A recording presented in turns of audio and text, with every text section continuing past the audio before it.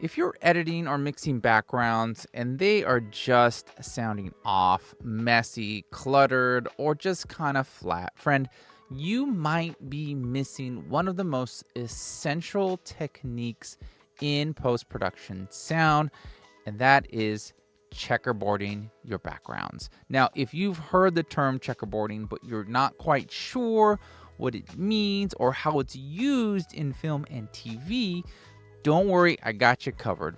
That's exactly what we're going to go through in this video, and we're going to break that down today. So, what exactly is checkerboarding? Well, checkerboarding is a very straightforward, super simple, but powerful technique that we use in post-production sound, especially when we're editing and mixing backgrounds. It's sort of just meant to keep some separation in your background ambiences across multiple tracks, okay? I use food groups, and food groups consist of 8 mono background tracks and 8 stereo tracks like this. So this is background A, background B, background C, and then I have wallet tracks A and B. So they're meant to go across several different groups of background tracks. Instead of just putting it all on, let's say, like just these tracks for the whole entire show or film. You see, if we keep all the backgrounds just within 8 mono and stereo, and we keep these, let's see, like these tracks, if we put them down here and everything's like butted up against each other, it just gets messy and it just gets sloppy. So it's really intended so that everything can kind of just sit in your session. There's clarity, there's enough space so that we can really get in there and get depth and really bring those backgrounds to life. And we do that through checkerboarding so that everything is clear and there's nothing that's cluttered. It really gives you sort of like an ease of control. When I'm sitting down and I'm mixing backgrounds that are checkerboarded, man, it really gives me a lot of room to just let my mix breathe because there's separation and I get through it. And it really helps you when it comes to volume and automation and EQ and things like that. We'll get into that in a second. But really, you ask yourself, well, what's the big deal with checkerboarding? Why does checkerboarding really matter? Well, in TV and film, they're not just filler tracks, right? There's really emotion that comes from these backgrounds because the backgrounds are responsible for creating the mood that we're in a scene. They tell us a lot of things. They tell us the location. Where are we? Are we in a city town? Are we, in a police precinct? Or are we, in some kind of fantasy world, right? They create that mood, that ambience, right? That we want to feel when we're sitting down watching a movie or a show. They also can give us like the time of day, morning, night, things like that. Really, if everything's just living in just a few tracks, we're really going to set ourselves up for failure. And it can oftentimes get really messy and muddy really, really fast. So checkerboarding, friend, lets us transition smoothly from location to location, from scene to scene. Checkerboarding also allows us to automate volume and our panning independently, so we're not just dealing with one scene here and then jumping to another scene over here. I got the wheel of death there. So it really just, it helps us keep things clean. And for instance, when adding reverb to one set of background tracks, it allows us to affect those background tracks and then also affect the other background tracks without having any impact. So if I'm using reverbs here and I don't want it to go across to the other scene, then I go down to these tracks and I can control those independently. Maybe those don't want to have any kind of reverb, right? But another big reason that checkerboarding really matters is because in film and TV, when we go from scene to scene, we're often shifting perspectives, right? And sometimes that can be when you're going from inside a particular location to outside. Maybe you're on a phone call and it goes from one scene to the next scene, right? So this literally gives our mix a ton of flexibility. So you might be asking now, like, how do we actually do it? And this is why I have this actual session up. But basically, checkerboarding is going to rely on you having multiple groups of tracks. So in this template, when we're just looking at my backgrounds, I have, like I said earlier, a food group of A BGs that consists of 8 mono and 8 stereo with a VCA. Then my B BGs, 8 mono and stereo, and my C BGs. So you're going to have multiple tracks, okay? And it might be a really good idea to have food groups that are like this, that have, 8 and 8 labeled A, B, and C. Now, once you do that, right, you create these multiple tracks. This is when you start to build your backgrounds, right? And you want to alternate your backgrounds. So you're going to go from, like, for instance, in this particular scene right here, we have backgrounds that are cut in BBGs, and then they go down here to C, and they go back up to B, okay? And you'll see they go back and forth because you're changing perspective from one scene to the next. Let's see what we have here. Well, I'll get to that in a second. But, this also allows us to transition. You will see the fades right here. We can crossfade from this to there much easier, okay? So this session was something that, I'm very proud of. It's a show that we worked on. You can check it out on Hulu. But you'll see that in this particular scene, excuse me, we'll leave that there. We go from one location to the next location, okay? And right here, we're in a Chinese restaurant called the Golden Palace. And over here, we go back and forth for a few moments here between Fatty and Ronnie, our characters. One is in a police precinct, sort of like a tech room. So you're going to hear some high-tech stuff. And we're not going to play any dialogue or music, just the background so you could see. So when we go from here, you're going to hear, there's our backgrounds, and then we transition. So let me just show you what that sounds like.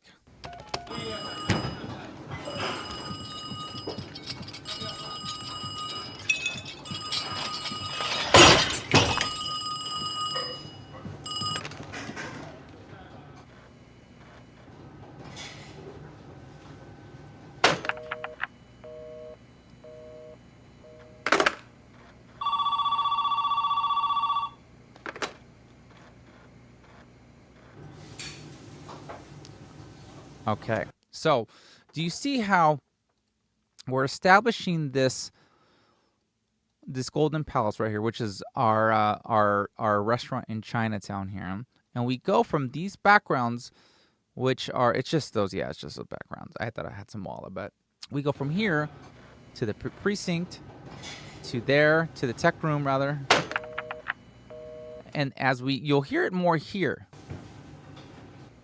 Cut. Back to the Golden Palace.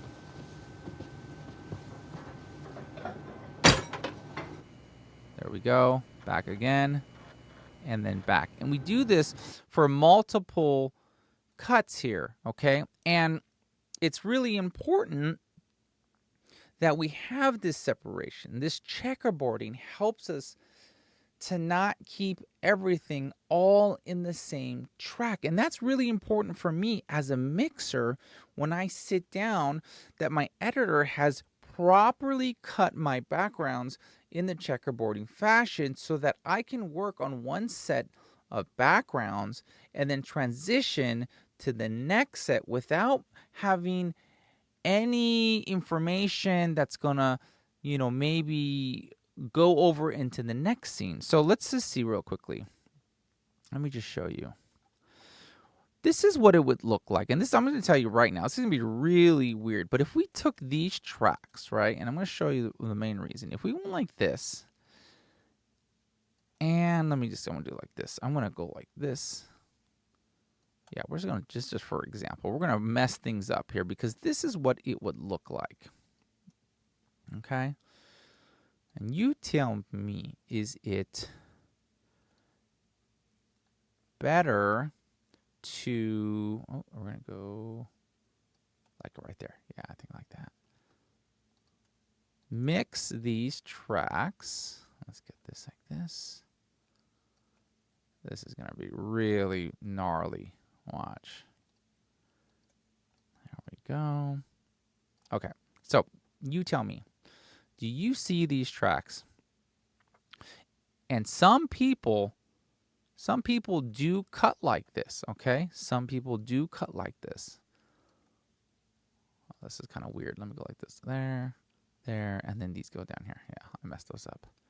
Okay, so some people will do this and not see any problem wrong with it, right? But look it. When I go from there to there to there to there, I can't use my VCA. If I want to mix, right? And I'm over here, oops, I had a mistake there. I'm over here using my VCA and I'm mixing away, right? Like what's going to happen is when I am going from my backgrounds that are here to then these here, it's going to jump. So I can't smoothly make any kind of transition. So sure, I can get the volume going right there. But if I raise the volume and then I go there, oh my gosh, that's so loud. Do you see that? So this is why having separation, right? Let's just get rid of what we did.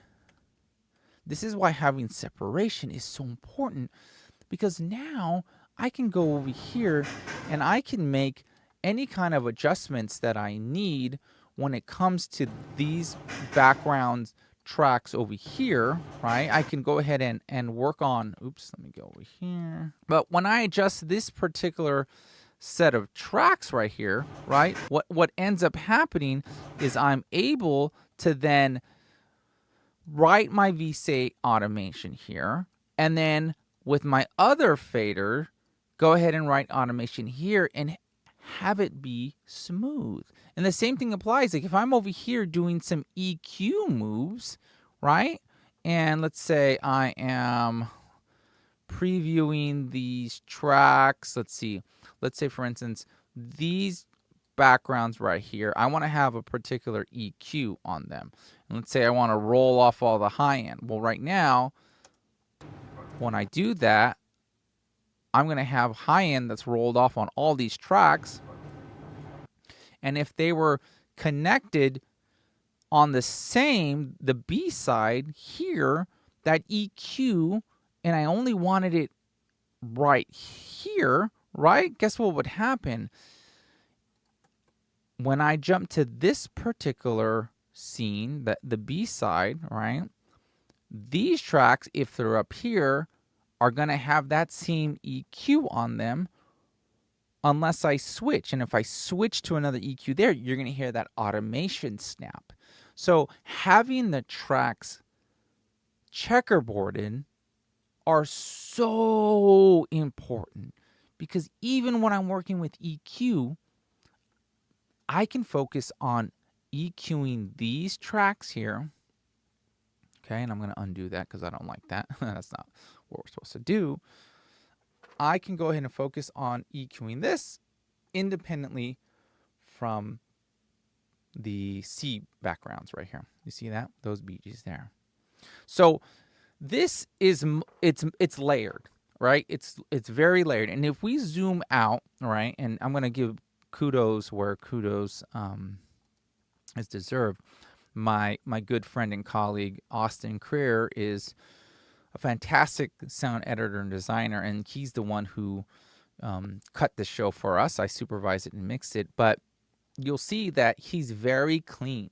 You see how these tracks, they're very organized. Now, this is a great example of checkerboarding You'll see things up here in the A, and then we go down to the B, which is another scene, and then we go here.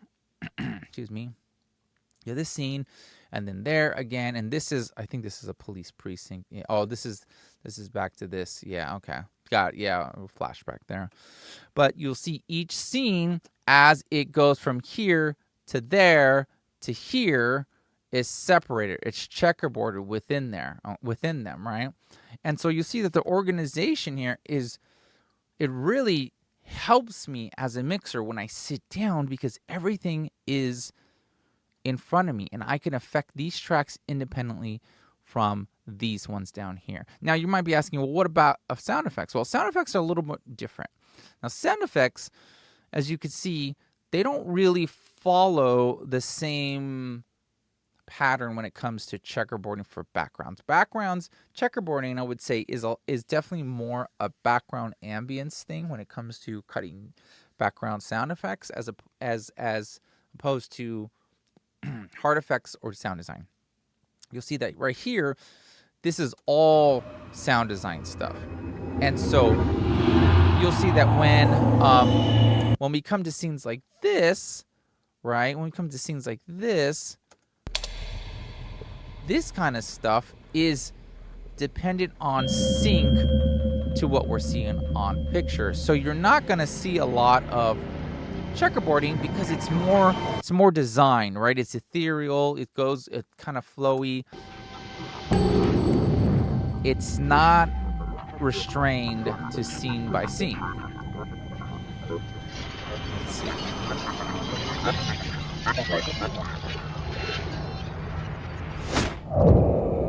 Yeah.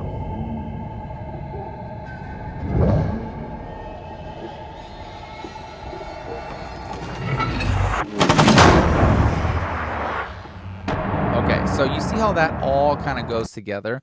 But what's going on in backgrounds? In backgrounds, you go from one scene here to the next scene, right? And it's a definite change, a shift, and we'll see what we have here. We go from that's that kind of computer stuff to, I'm gonna play it up here.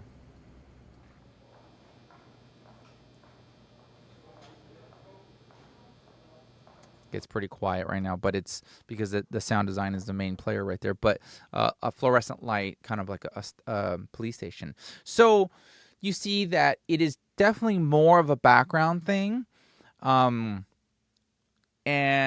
you won't necessarily do it as much per se in hard effects, because hard effects will be a lot more sporadic. Like, okay, doors, a cassette player, static, it's going to be your designy kind of stuff that's going to kind of take you through the whole scene, across scenes, as opposed to this very rigid A, B, A, B, A, B, C, D, back to B, back to A, things like that. And, sometimes when it comes to checkerboarding, and it just depends on the mixer, depends on the editor.